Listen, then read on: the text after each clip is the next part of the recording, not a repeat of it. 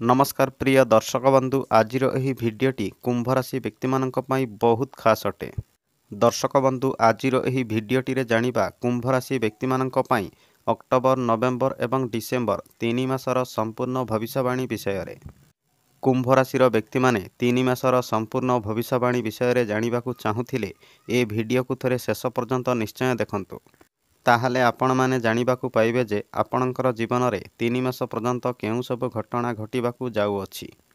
प्रिय दर्शक बंधु भिडियोटी आरंभ करिबा पूर्वरु आपण मानकु मोर छटिया अनुरोध रहिला जे जदि प्रथम करी आम चैनल रे आसीछंती ताहले आम चैनल को सब्सक्राइब करंतु एवं पाखरे आस्था बेल आइकन को मध्य क्लिक करंतु जहा फल रे आमर प्रत्येक भिडियो सर्वप्रथमे आपण माने पाई परिबे। आउ जदि भिडियो पसंद लागे ताहले भिडियो को गुटे लाइक करंतु शेयर करंतु एवं कमेंट बॉक्स रे सहृदय रे जय शनिदेव अवश्य लिखंतु।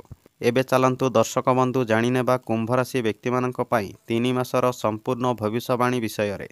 आउ जानि रखंतु जे एही कार्यक्रमटी जन्म राशि एवं चंद्र राशि पर आधारित अटे।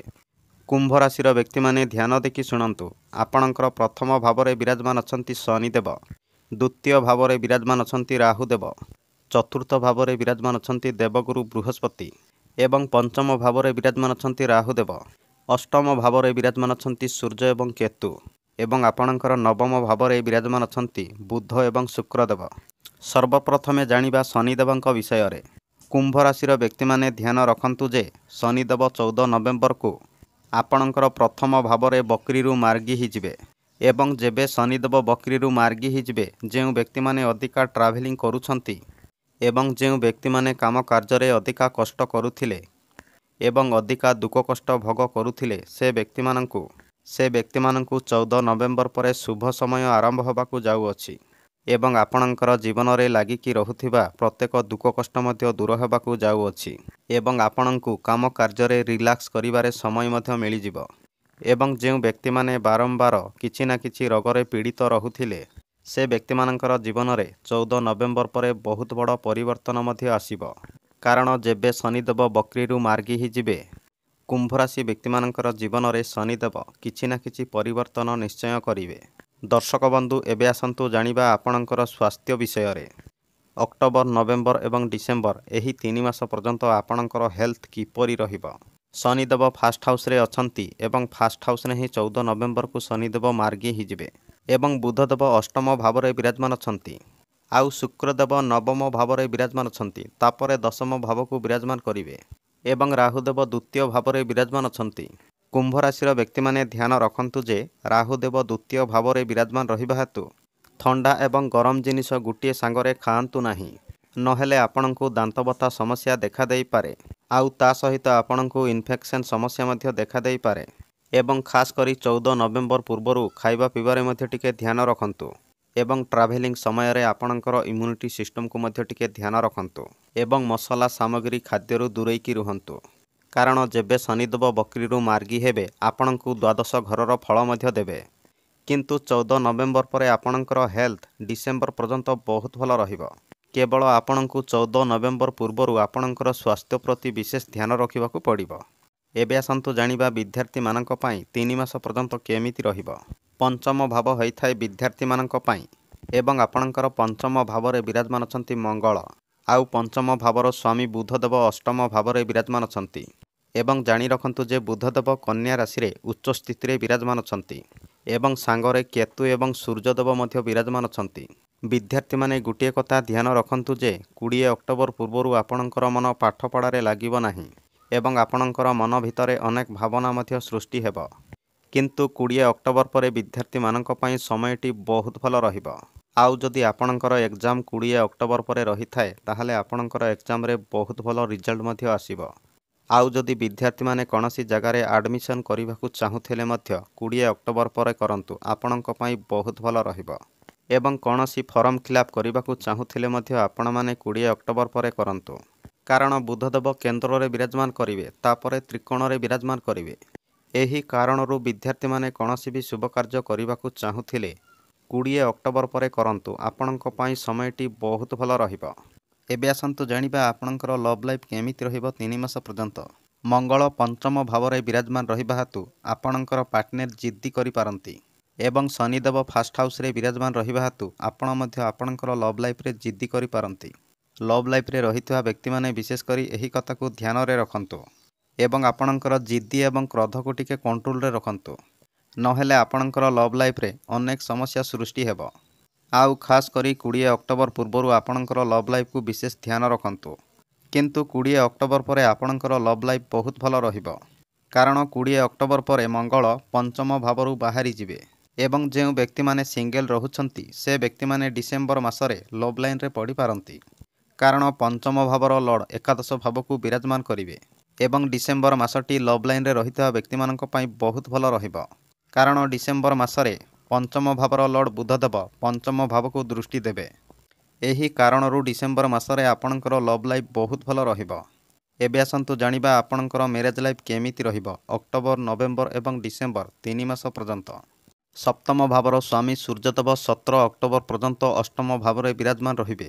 କୁମ୍ଭ ରାଶିର ବ୍ୟକ୍ତିମାନେ ଗୋଟିଏ କଥା ଧ୍ୟାନ ରଖନ୍ତୁ ଯେ 17 ଅକ୍ଟୋବର ପୂର୍ବରୁ ଆପଣଙ୍କର ମ୍ୟାରେଜ୍ ଲାଇଫ୍କୁ ବିଶେଷ ଧ୍ୟାନ ରଖନ୍ତୁ। ଆଉ ତା ସହିତ ଆପଣଙ୍କର ଲାଇଫ୍ ପାର୍ଟନରର ହେଲ୍ଥ ପ୍ରତି ମଧ୍ୟ ଟିକେ ଧ୍ୟାନ ରଖନ୍ତୁ 17 ଅକ୍ଟୋବର ପୂର୍ବରୁ। କିନ୍ତୁ 17 ଅକ୍ଟୋବର ଠାରୁ 16 ନଭେମ୍ବର ପର୍ଯ୍ୟନ୍ତ ଆପଣଙ୍କର ଲାଇଫ୍ ପାର୍ଟନରର ଭାଗ୍ୟ ବହୁତ ଭଲ ରହିବ ଏବଂ ଆପଣଙ୍କର ଲାଇଫ୍ ପାର୍ଟନରର କ୍ୟାରିୟରରେ ମଧ୍ୟ ବହୁତ ବଡ଼ ପରିବର୍ତ୍ତନ ଆସିବ। ଆଉ ତା ସହିତ 17 ଅକ୍ଟୋବର ପରେ ଆପଣଙ୍କର ଲାଇଫ୍ ପାର୍ଟନରର ବେପାର ବିଜନେସରେ ମଧ୍ୟ ବହୁତ ଭଲ ଲାଭ ମିଳିବାର ସମ୍ଭାବନା ରହିଅଛି। କାରଣ 17 ଅକ୍ଟୋବର ଠାରୁ 16 ନଭେମ୍ବର ପର୍ଯ୍ୟନ୍ତ ସୂର୍ଯ୍ୟଦେବ ଆପଣଙ୍କର ଭାଗ୍ୟ ସ୍ଥାନରେ ବିରାଜମାନ ରହିବେ। ଏହି କାରଣରୁ 17 ଅକ୍ଟୋବର ଠାରୁ 16 ନଭେମ୍ବର ପର୍ଯ୍ୟନ୍ତ ଆପଣଙ୍କର ଲାଇଫ୍ ପାର୍ଟନରର ଭାଗ୍ୟ ବହୁତ ଭଲ ରହିବ ଏବଂ ଆପଣଙ୍କର ମ୍ୟାରେଜ୍ ଲାଇଫ୍ ମଧ୍ୟ 17 ଅକ୍ଟୋବର ଠାରୁ 16 ନଭେମ୍ବର ପର୍ଯ୍ୟନ୍ତ ବହୁତ ଭଲ ରହିବ। କିନ୍ତୁ ଗୋଟିଏ କଥା ଧ୍ୟାନ ରଖନ୍ତୁ ଯେ ଯେବେ ସୂର୍ଯ୍ୟଦେବ ଆପଣଙ୍କର ନବମ ଭାବରେ ବିରାଜମାନ କରିବେ ଆପଣଙ୍କର ଲାଇଫ୍ ପାର୍ଟନରଙ୍କ ଭିତରେ ଟିକେ ଜିଦ୍ଦି ଏବଂ କ୍ରୋଧ ଦେଖାଯିବ। କାରଣ ସୂର୍ଯ୍ୟଦେବ ଭାଗ୍ୟ ସ୍ଥାନରେ ନୀଚ ସ୍ଥିତିରେ ବିରାଜମାନ ରହିବେ।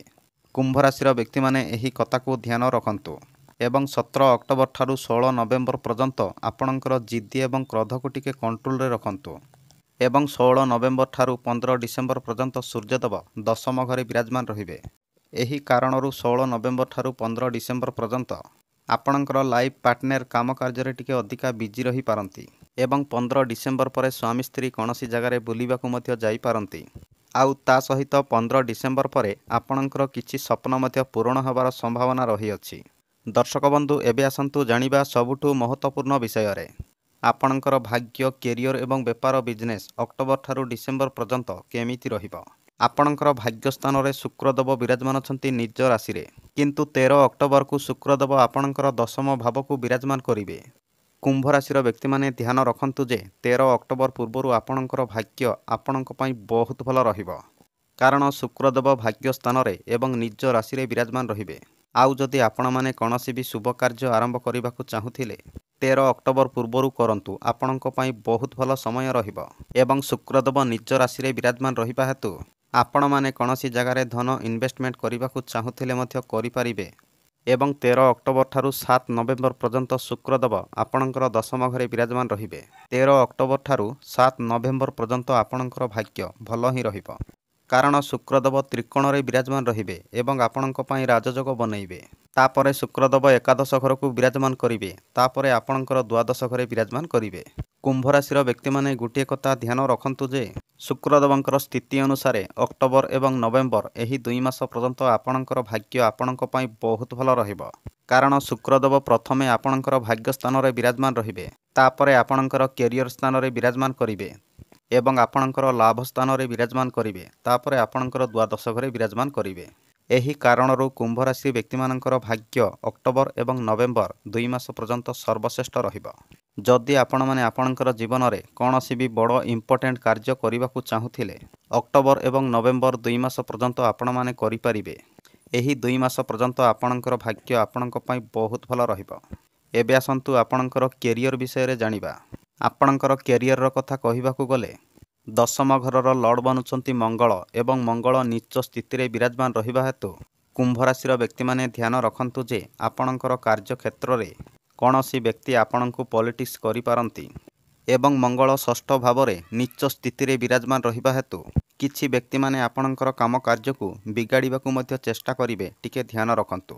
ଏବଂ ଗୋଟିଏ କଥା ଧ୍ୟାନ ରଖନ୍ତୁ ଯେ ମଙ୍ଗଳ ନୀଚ ସ୍ଥିତିରେ ବିରାଜମାନ ରହିବା ହେତୁ ଆପଣ କୌଣସି ବ୍ୟକ୍ତିଙ୍କ ସହିତ ଆର୍ଗୁମେଣ୍ଟ କିମ୍ବା କଳି ଝଗଡ଼ା ସମସ୍ୟା ଜମା ମଧ୍ୟ କରନ୍ତୁ ନାହିଁ। କାରଣ ମଙ୍ଗଳଙ୍କର ସ୍ଥିତି କମଜୋର ରହିବା ଯୋଗୁଁ ଆପଣଙ୍କର କାମ କାର୍ଯ୍ୟରେ ଆପଣ କିଛି ବ୍ୟକ୍ତିଙ୍କ ସହିତ କଳି ଝଗଡ଼ା ସମସ୍ୟା ସୃଷ୍ଟି କରିପାରନ୍ତି। ଏବଂ ଯେକୌଣସି କାମ କାର୍ଯ୍ୟ କଲେ ମଧ୍ୟ ନିଜ ବୁଦ୍ଧିରେ କରନ୍ତୁ। ଆପଣ କୌଣସି ବ୍ୟକ୍ତିଙ୍କର କଥାରେ ପଡ଼ନ୍ତୁ ନାହିଁ। ଏବଂ ସୂର୍ଯ୍ୟଦେବ ତ୍ରିକୋଣରେ ବିରାଜମାନ ରହିବା ହେତୁ ଆପଣଙ୍କର ପ୍ରତ୍ୟେକ କାମ କାର୍ଯ୍ୟକୁ ଆପଣମାନେ ନିଜ ଇଚ୍ଛାରେ କରିବାକୁ ପସନ୍ଦ କରିବେ। କାହାରି କଥାକୁ ମଧ୍ୟ ଆପଣମାନେ ଶୁଣିବେ ନାହିଁ। ଯାହା ମଧ୍ୟ କରିବେ ନିଜ ଇଚ୍ଛାରେ କରିବାକୁ ପସନ୍ଦ କରିବେ। କହିବାକୁ ଗଲେ ଆପଣଙ୍କର କ୍ୟାରିୟର ଆପଣଙ୍କ ପାଇଁ 3 ମାସ ପର୍ଯ୍ୟନ୍ତ 70% ଭଲ ରହିବ। କିନ୍ତୁ ଧ୍ୟାନ ରଖନ୍ତୁ ଯେ ପଲିଟିକାଲ କରୁଥିବା ବ୍ୟକ୍ତିମାନଙ୍କ ଠାରୁ ବିଶେଷ କରି ଦୂରେଇକି ରୁହନ୍ତୁ। ଆଉ ଖାସ୍ କରି ଆପଣମାନେ କୌଣସି ବ୍ୟକ୍ତିଙ୍କ ସହିତ ଆର୍ଗୁମେଣ୍ଟ ଜମା ମଧ୍ୟ କରନ୍ତୁ ନାହିଁ। ଏବଂ 20 ଅକ୍ଟୋବର ଠାରୁ ଡିସେମ୍ବର ପର୍ଯ୍ୟନ୍ତ ଆପଣଙ୍କର କାର୍ଯ୍ୟକ୍ଷେତ୍ରକୁ ଟିକେ ଧ୍ୟାନ ରଖନ୍ତୁ। ଏବେ ଆସନ୍ତୁ ଜାଣିବା ଆପଣଙ୍କର ବେପାର ବିଜନେସ୍ କେମିତି ରହିବ 3 ମାସ ପର୍ଯ୍ୟନ୍ତ। କୁମ୍ଭ ରାଶିର ବ୍ୟକ୍ତିମାନେ ଗୋଟିଏ କଥା ଧ୍ୟାନ ରଖନ୍ତୁ ଯେ 20 ଅକ୍ଟୋବର ପୂର୍ବରୁ ଆପଣଙ୍କର ବେପାର ବିଜନେସ୍ରେ ଆପଣମାନେ ଟିକେ ଧ୍ୟାନ ରଖନ୍ତୁ। କିନ୍ତୁ 20 ଅକ୍ଟୋବର ପରେ ଆପଣଙ୍କର ବେପାର ବିଜନେସ୍ ଆପଣଙ୍କ ପାଇଁ ବହୁତ ଭଲ ରହିବ। ଯଦି ଆପଣଙ୍କର ବେପାର ବିଜନେସ୍ରେ କୌଣସି ବି ବଡ଼ ଡିସିସନ୍ ନେବାକୁ ଚାହୁଁଥିଲେ 20 ଅକ୍ଟୋବର ଠାରୁ ଡିସେମ୍ବର ପର୍ଯ୍ୟନ୍ତ ଆପଣଙ୍କ ପାଇଁ ସମୟଟି ଅତ୍ୟନ୍ତ ଶୁଭ ରହିବ। କିନ୍ତୁ ଖାସ୍ କରି କୁମ୍ଭ ରାଶିର ବ୍ୟକ୍ତିମାନେ ଗୋଟିଏ କଥା ଧ୍ୟାନ ରଖନ୍ତୁ ଯେ ଆପଣଙ୍କ ପାଇଁ ମଙ୍ଗଳଙ୍କର ସ୍ଥିତି ଟିକେ କମଜୋର ରହିବ। ଏଥିପାଇଁ ଆପଣମାନେ ପ୍ରତ୍ୟେକ ଦିନ ମଙ୍ଗଳଙ୍କର ବୀଜମନ୍ତ୍ର 108 ଥର ଜପ କରନ୍ତୁ ଏବଂ ପ୍ରତ୍ୟେକ ଦିନ ହନୁମାନ ଚାଳିସା ପାଠ କରନ୍ତୁ। ଦର୍ଶକ ବନ୍ଧୁ, ଏଥିଲା କୁମ୍ଭ ରାଶିର ଅକ୍ଟୋବର ଠାରୁ ଡିସେମ୍ବର ପର୍ଯ୍ୟନ୍ତ 3 ମାସର ସମ୍ପୂର୍ଣ୍ଣ ଭବିଷ୍ୟବାଣୀ। ଯଦି ଆପଣମାନଙ୍କୁ ଏ ଭିଡ଼ିଓଟି ଟିକେ ବି ପସନ୍ଦ ଲାଗିଥାଏ ତାହେଲେ ଭିଡ଼ିଓକୁ ଗୋଟେ ଲାଇକ୍ କରନ୍ତୁ, ସେୟାର କରନ୍ତୁ ଏବଂ କମେଣ୍ଟ ବକ୍ସରେ ଆପଣଙ୍କର ମତାମତ ନିଶ୍ଚୟ ଜଣାନ୍ତୁ। ଭିଡ଼ିଓଟିକୁ ଶେଷ ପର୍ଯ୍ୟନ୍ତ ଦେଖିଥିବାରୁ ବହୁତ ବହୁତ ଧନ୍ୟବାଦ।